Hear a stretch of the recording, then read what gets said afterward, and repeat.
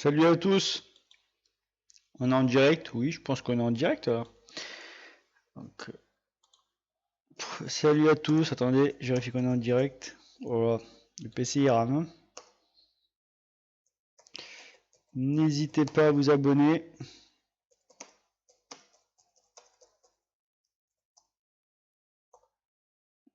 Et à soutenir la chaîne.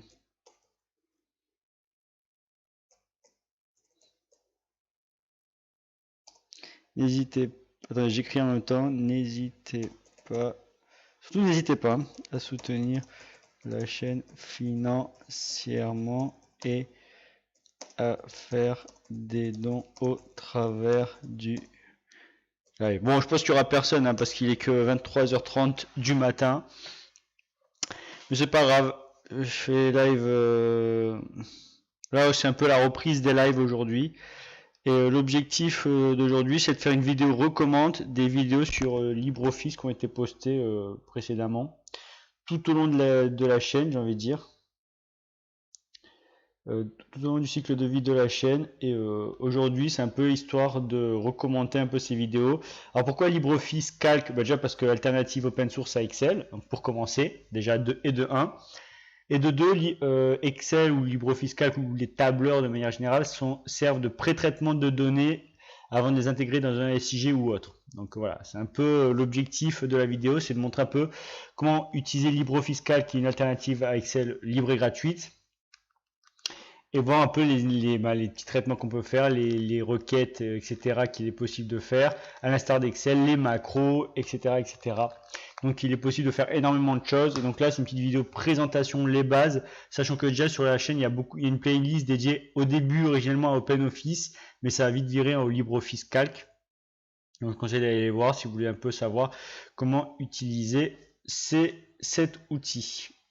Donc alternative à Excel, très très bien. Alors le problème d'Excel, bon c'est très puissant Excel, c'est que tout le monde a l'habitude d'Excel et de l'interface de Microsoft Excel. Du coup, quand on monte un autre tableur avec une interface différente, les gens sont perdus. Alors qu'il y a strictement les mêmes fonctionnalités dans LibreOffice et dans Excel. Il n'y a pas de différence en soi entre les deux. Ouais, donc j'ai arrêté de faire des vidéos ce mois-ci et mois de mars. Il y avait beaucoup de prestations et tout à côté à réaliser, donc j'ai pas trop le temps. Mais ça va repartir tranquillement, mais ça va repartir. Donc voilà, pour la petite info. N'hésitez pas à faire des dons et à vous abonner sur la chaîne si vous êtes voilà. Et donc voilà, aujourd'hui c'est une vidéo de présentation LibreOffice. Donc j'attaque le truc. Donc, ouais, 23h37. Oh putain, j'ai hésité de ouf. Bon, c'est pas grave. En plus avec voilà. Donc là voilà LibreOffice, donc tableur. Donc là j'ai ouvert un tableau Excel donc issu d'un des traitements que j'ai effectué sur la base de données Sirène. Donc j'ai retravaillé. Et là, j'ai fait une petite sortie Excel parce qu'Excel, déjà beaucoup de gens qui travaillent sur Excel pour faire des stats, des calculs, des tableaux, du reporting, j'ai envie de dire, puisque tout le monde utilise Excel ou LibreOffice, enfin en tout cas un tableur. Et surtout, c'est un outil de visualisation de calcul assez simple et rapide en complément des SIG parce qu'en fait, c'est pas si facile que ça de faire des petits calculs. Il est possible de faire des macros sur SIG, mais si vous voulez faire des graphiques, si vous voulez faire des petites choses, sur QGIS ou autre SIG, c'est pas si simple que ça. Donc souvent on sort de QGIS, on prend les données, on sort de QGIS, on fait des graphiques, etc. et puis on les apporte dans nos présentations. Donc rapidement, donc ici en haut le ruban avec les fonctionnalités de base qu'on va voir un peu, les menus au-dessus, d'accord, qui nous permettent de figer les fenêtres, etc. Donc on va aussi faire énormément de choses. Aujourd'hui c'est une vidéo prise de main, présentation. On va pas avoir toutes les fonctionnalités du monde, mais voilà. En termes de format, LibreOffice peut lire du Excel, XLSX, XLS, CSV, texte, etc., etc. Sachez que le format par défaut de LibreOffice Calc, c'est l'ODS, d'accord, l'Open Data Spreadsheet, ou un truc comme ça, ODS, on va voir ce que ça veut dire, ODS. Tac, tac, tac, enregistrer sous. Donc ça peut aussi bien écrire dans du Excel que dans l'ODS, que dans du CSV classique, j'ai envie de dire. Il n'y a pas de différence en termes de format et d'interopérabilité. LibreOffice est super ouvert, etc., etc. Et vous pouvez faire des sorties sur PDF. Voilà. En termes de formatage et d'impression, de mise en page, vous pouvez tout faire avec LibreOffice. Hein. Alors, donc, c'est de l'ODF, classeur odf.ods, d'accord. Ouais, et puis vous voyez, ça peut lire du XLS. Alors, vous voyez pas la fenêtre, pardon, je l'ai ouvert, mais bon, je vous le dis. Vous pouvez écrire dans du XLSX, etc., dans du DBase, dans du CSV. Donc voilà, vous pouvez lire dans tout. Salut Joseph, salut, ça fait longtemps, merci d'être là. Franchement, je suis à 23h40, merci à tous ceux qui sont là, 4 personnes qui sont là.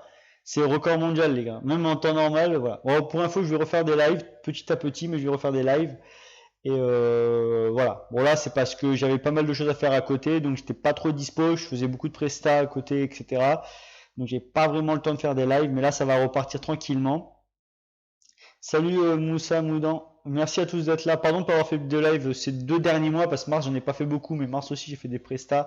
Avril aussi, j'ai fait des prestats, mais normalement, c'est fini. Enfin, c'est fini. Il m'en reste, il y en a d'autres qui arrivent, mais j'aurai plus de temps et là, je ferai plus de live. Et surtout, les prestats vont me permettre d'acheter un nouveau PC bien plus puissant et on fera bien plus de choses. Voilà. Donc voilà, en termes de format, LibreOffice lit tout, lit tout. Alors j'ai envie de dire, alors j'ai envie de dire, LibreOffice, en soi, quelle est la différence entre LibreOffice et Excel? Ben, je vais vous dire, il n'y en a aucune, à part que c'est libre et gratuit, open source. La différence, elle est, bon, il y en a une qui est fondamentale, c'est l'habitude. Moi-même, je travaille sur Excel au quotidien. Et du coup, ben, merci pour les likes. N'hésitez pas à liker la vidéo, hein, n'hésitez pas, c'est gratuit. Du coup, en fait, c'est l'habitude. Moi, je travaille sur LibreOffice par ailleurs professionnellement, sur Excel, n'importe quoi. Je travaille sur Excel par ailleurs professionnellement. Et j'ai plus l'habitude de travailler sur Excel, donc j'ai plus mes repères, mes raccourcis, mes fonctionnalités. Et je me suis dit, je me disais, bah voilà, Excel, c'est surtout une question d'habitude, mais quand vous avez l'habitude de LibreOffice, c'est pareil, c'est strictement pareil. Et deuxièmement, en termes de programmation et de développement, ben c'est pareil, c'est de la macro VBA derrière. Si vous voulez, pour les aficionados du VBA, vous pouvez faire des macros VBA. Vous pouvez enregistrer vos propres macros, vos propres scripts, automatiser, créer carrément des petits logiciels hein, dans LibreOffice. Et voilà. Alors juste pour info, il y a un gros projet que je vais lancer là. Outre une application mobile qu'on va développer tous ensemble, c'est créer un logiciel SIG. Mon premier logiciel SIG, ce sera pour créer automatiquement des cartes web mapping. Donc un logiciel, j'aime bien dire, un outil, un générateur de cartes interactives. Mais bien dit un logiciel, donc un exécutable, exe, etc. Donc ça va arriver prochainement. C'est juste j'hésite encore si je fous ça sur GitHub, j'ai un compte GitHub, ou si je fais ça au travers d'un GitLab que je vais monter et que je vais mettre à disposition. Je sais pas encore en fait, je réfléchis. Mais sinon voilà. Et donc voilà, et donc là voilà, donc sinon c'est pareil, hein. Donc ça c'est un tableur classique, macro, et donc ce qui est bien c'est que si vous avez des macros et des fonctions et des petits logiciels que vous avez bâtis sur Excel, et ben LibreOffice sera en mesure de récupérer ça parfaitement. Et en soi, l'interopérabilité Excel LibreOffice est strictement similaire, j'ai envie de dire. Il n'y a pas de différence, l'un et l'autre fonctionnent main dans la main. Vous pouvez, voilà. Sachant qu'il y a des petites différences parce que je sais que LibreOffice, on peut écrire dans du DBF, chose qu'on ne peut plus faire dans Excel. Et en format SIG, c'est très important parce que DBF, comme vous le savez, quand vous avez un shapefile, c'est le contenu de la table attributaire en fait. Et vous pouvez écrire en DBF avec LibreOffice et vous pouvez écrire en DBF avec Excel. Donc, petite différence, voilà, point positif pour LibreOffice. Donc ça fonctionne, voilà, un tableur, là les menus, ici les raccourcis et ici le tableur avec les éléments que vous pouvez incorporer.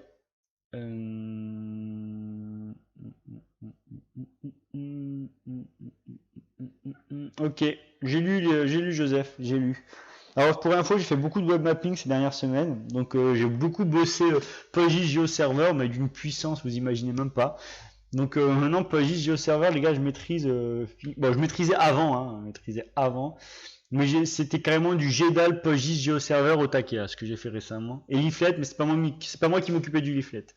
Mais du coup, voilà, maintenant je maîtrise de ouf PostGIS GeoServer. Bon, je maîtrisais avant, mais là je l'ai mis en prod pour des projets au niveau national carrément, c'est vraiment qui concernait toute la France. Et du GDAL pour automatiser l'import et les traitements. Donc voilà, ça, ok, Joseph, pas de souci, je maîtrise. C'est juste une question de temps parce qu'en fait, si tu veux, ce genre de vidéo, elle dure pas 1 heure, quoi. C'est des vidéos, si je les fais, ça va durer 3-4 heures, en fait. En gros, voilà, c'est pour ça. Et comme j'ai fait déjà beaucoup de vidéos sur PostGIS, GeoServer, normalement, avec les vidéos existantes, il est possible d'avoir, de voir un peu ce qu'il est possible de faire entre les deux. J'ai jamais fait, par contre, côté GeoServer vers OpenLayers ou vers Leaflet. Mais la prochaine vidéo, c'est sur Leaflet, et après, on fera du GeoServer vers Leaflet. Mais voilà, mais c'est noté. Donc voilà, donc, et ici vous avez le tableur et en bas vous avez les feuilles que vous pouvez écrire, que vous pouvez rajouter. Donc là il y a une feuille date de création, c'est créé à partir d'un script automatique, hein. J'ai un petit ETL qui me génère ça. Donc là pour info c'est les bases de données sirènes sur Cannes. Voilà. Là, petit projet, voilà, tac tac tac. Donc vous voyez les colonnes, etc. etc. Donc voilà, je peux dézoomer ici.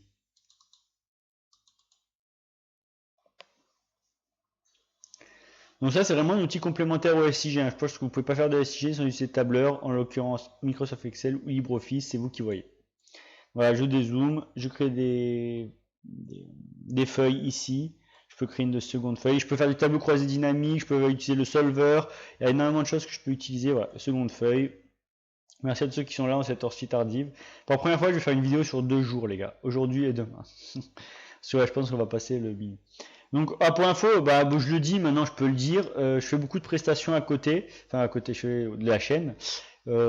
Formation SIG, QGIS et autres, donc c'est des prestations payantes pour le coup que je fais à titre professionnel, mais vous bénéficiez à titre gratuit. Mais s'il y en a qui ont besoin de formation SIG à titre professionnel, QGIS, PostGIS ou GeoServer, pas de souci, je les réalise. Et sinon, je fais de la prestation de service que je fais actuellement, de développement web, traitement de données, base de données, tout ce qui concerne DevOps, gestion de serveurs, SIG. N'hésitez pas à me contacter soit en commentaire de la vidéo, soit en message privé à mon adresse tutorielgeo@gmail.com. Voilà, si vous avez besoin de formation SIG, voilà, j'ai mes petits tarifs, 450 la journée, euros. Ouais, vous bénéficiez, tous ceux qui sont sur la chaîne, je tiens à dire, vous bénéficiez de formations gratuites, hein, parce que sinon, il y a des gens qui me payent, hein, pour aller faire les formations professionnelles sur plusieurs jours.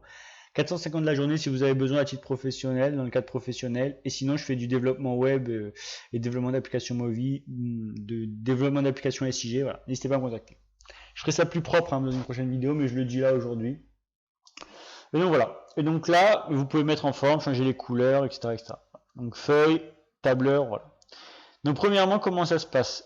Donc ici, j'ai mes lignes et ici, j'ai mes colonnes. Classique d'un tableur que vous connaissez tous. Donc voilà, je peux rajouter une colonne. Voilà, je clique sur la colonne.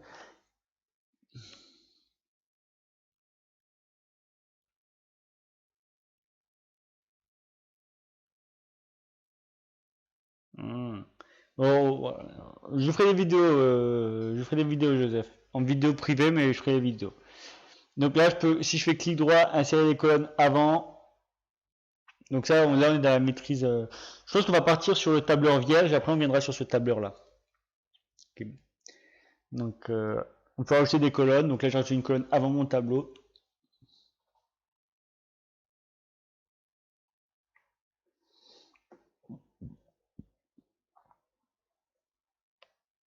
Donc là, je peux rajouter des colonnes. Alors attendez, tac. Oui, je vous mettrai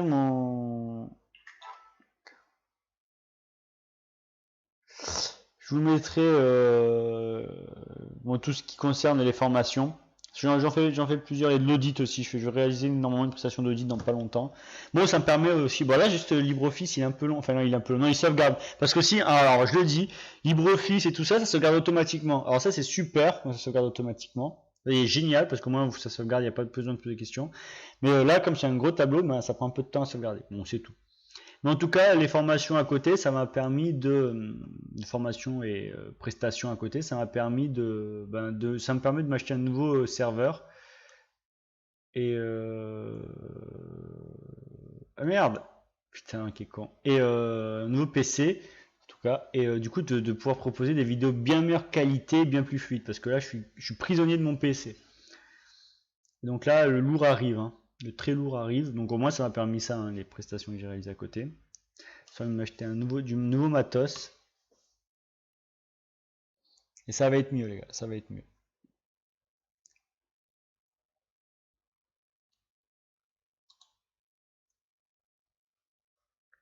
Alors attendez, juste un truc grave que je n'ai pas fait. Très grave, j'ai fait une erreur. Pas dans LibreOffice, hein, dans la vidéo YouTube là. C'est que je n'ai pas activé la monétisation. Ah mon dieu!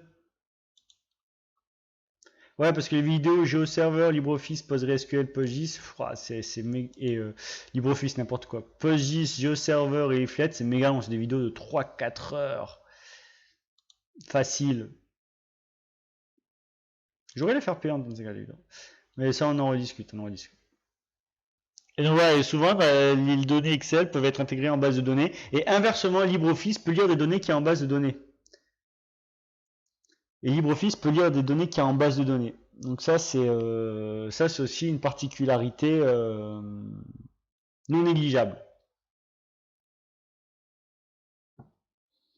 Donc ça, c'est vraiment, on peut lire toutes les couches. Ça, je vous montrerai aussi. Alors évidemment, il y a du OpenOffice, pardon, c'est lapsus révélateur, LibreOffice base, mais vous avez aussi, ça peut lire du Postgre, PostGIS sans problème.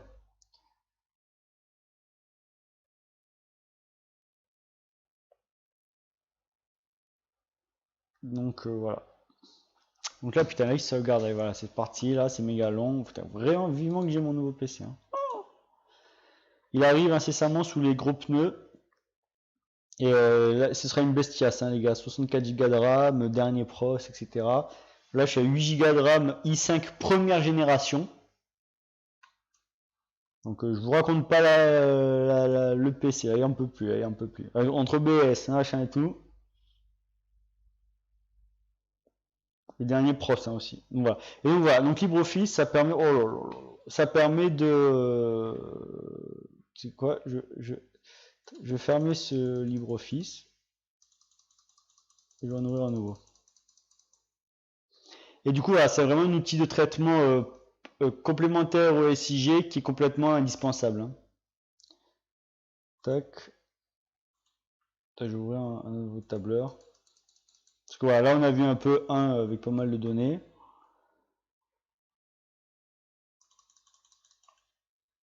Tac. Ouais, faire des tutos et tout. Et voilà. Et donc c'est un outil indispensable pour aussi bien réaliser des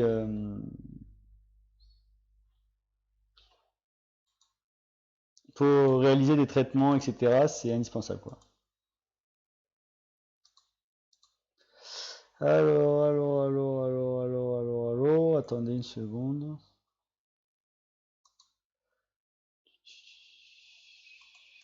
Tac. Voilà, donc parfait. Normalement, vous voyez plus rien, c'est normal, pas de panique. Donc tac, tac, tac.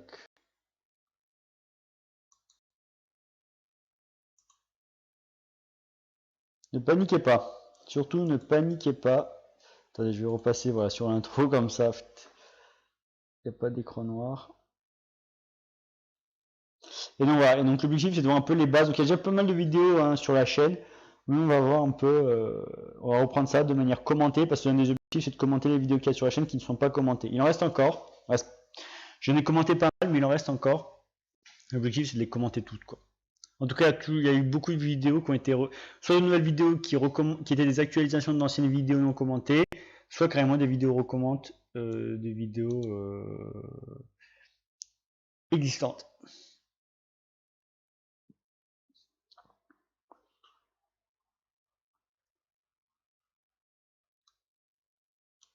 Voilà, parce qu'il me faut un PC de contenu pour créer du contenu là. Voilà, parfait. Oui, attendez.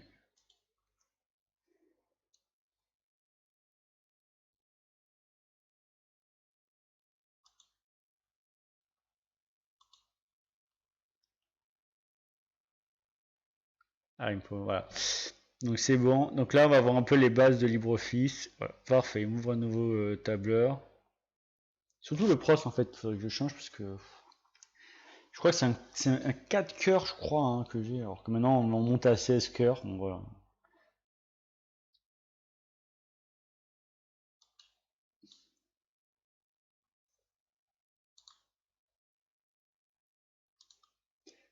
Et donc, l'objectif, c'est vraiment de. Ouais, les 4 cœurs, ils sont au taquet, quoi.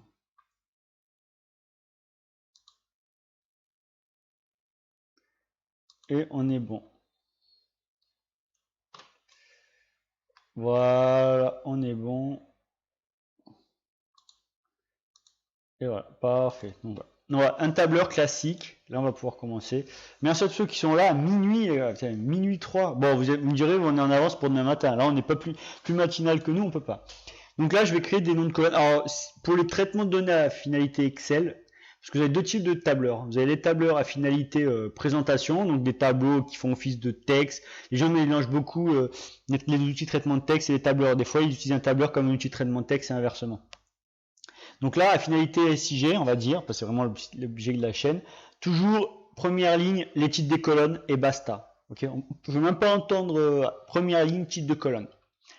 Deuxièmement, titre de colonne, j'ai envie de dire en minuscule, sans espace, sans caractères spéciaux. D'accord? Donc voilà, on va appeler titre colonne, on va appeler nom. Alors toujours une colonne ID, hein, les gars, c'est même pas la peine de réfléchir. Première, une colonne avec un identifiant unique pour chaque valeur. Ok?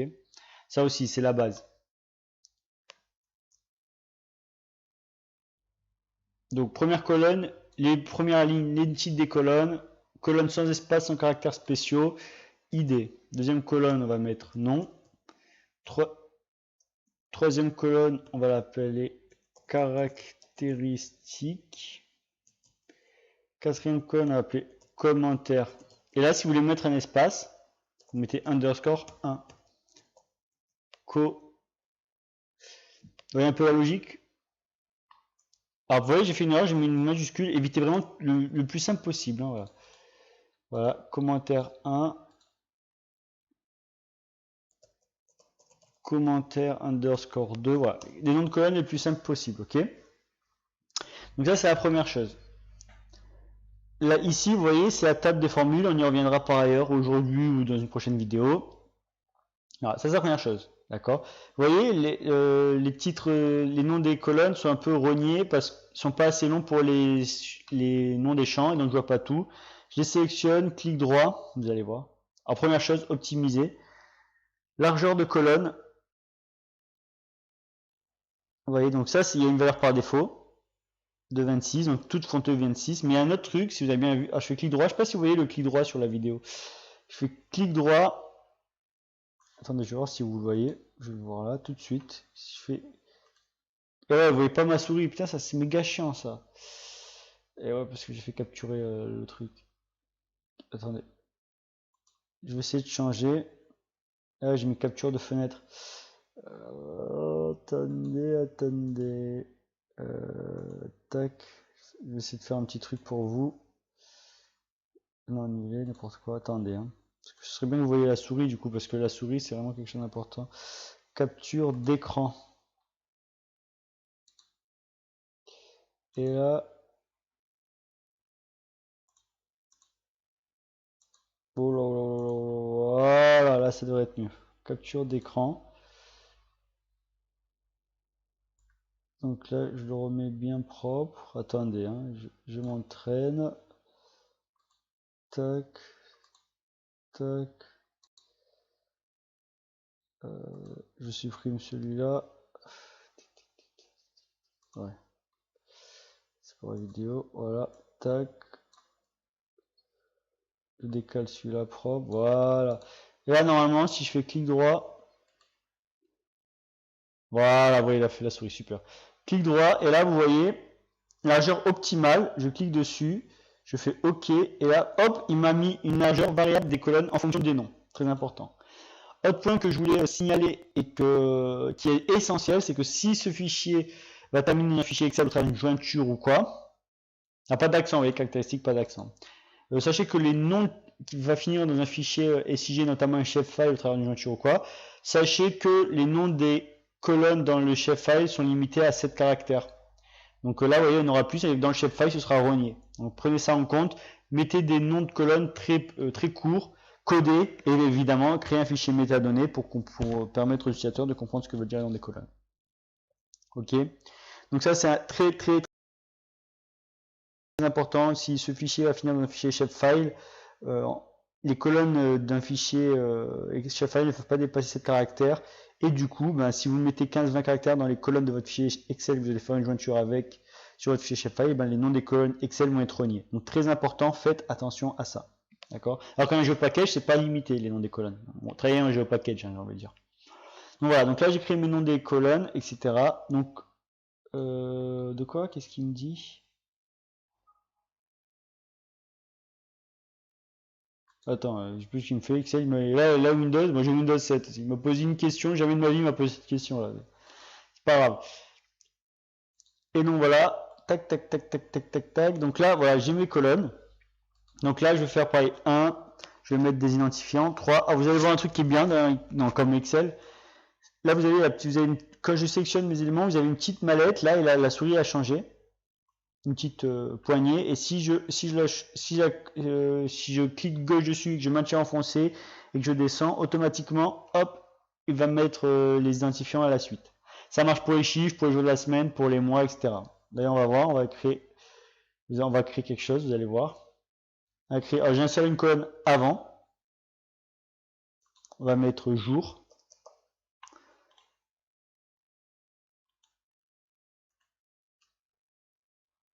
J'insère une colonne avant. On va mettre mois. Vous avez juste pour vous montrer que ça marche aussi avec les jours et les mois. Regardez. Lundi, mardi, et vous allez voir, regardez, c'est magique. Mercredi, jeudi, vendredi, samedi, dimanche, voyez, automatiquement, il m'a mis les jours de la semaine. Je fais pareil pour les mois. Janvier, février, et là, regardez. Ah non, là j'ai mal mis. Février. Et normalement, comme il est pas trop bête, merci à tous ceux qui sont là. Hein. N'hésitez pas à liker et partager la vidéo. Mais vas-y, mais qu'est-ce qu'il veut lui?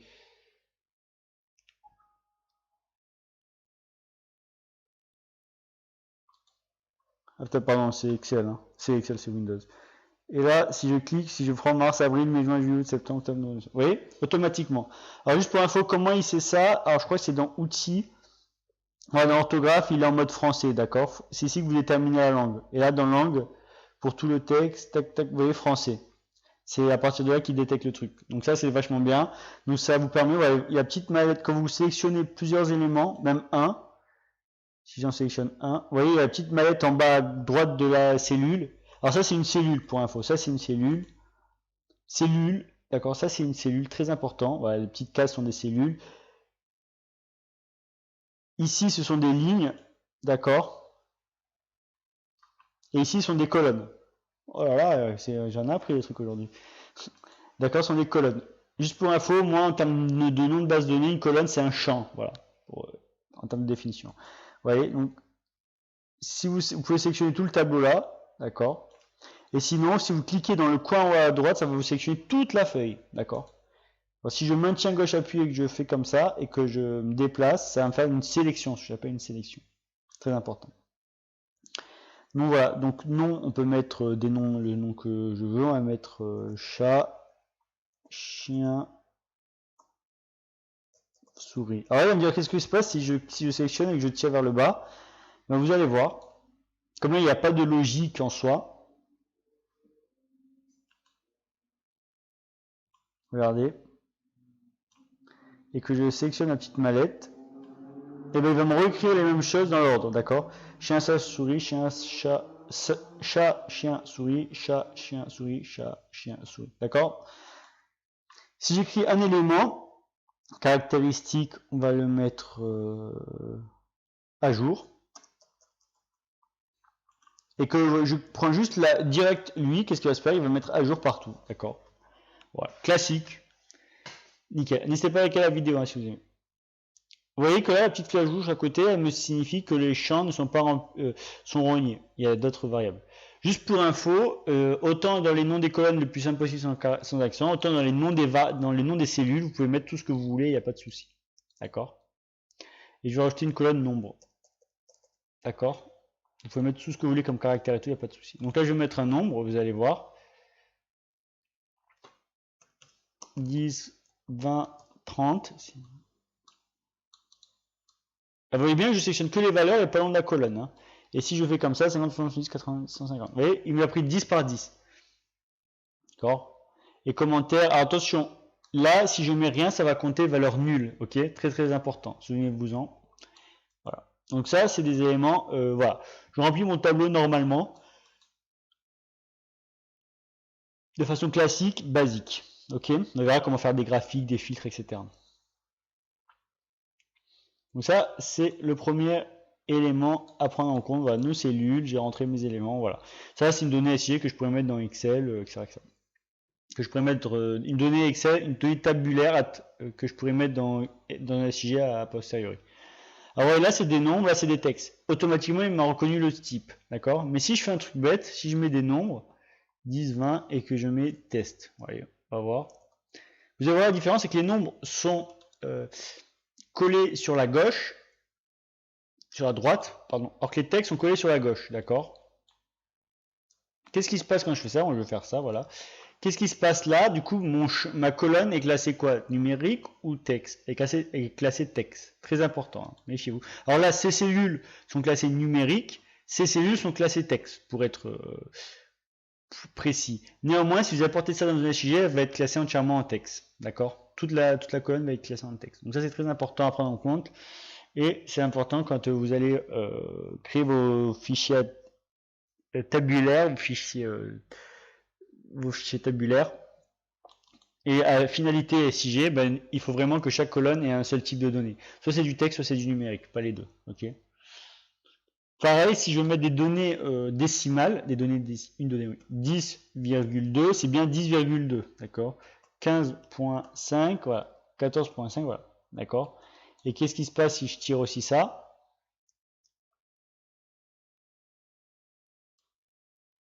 Voilà. Il a suivi la logique entre les deux. Voilà. D'accord? Donc voilà, donc là je vais classer mon petit tableau Excel classique, mon petit tableau attributaire LibreOffice, pardon Excel. Merci à tous ceux qui sont là en tout cas. Et donc voilà, donc là j'ai mon tableau, ouais, super, j'ai mon petit tableau. Je vais mettre ça en forme. Je sélectionne et ici j'ai tous les paramètres de mise en forme. Sinon c'est dans format.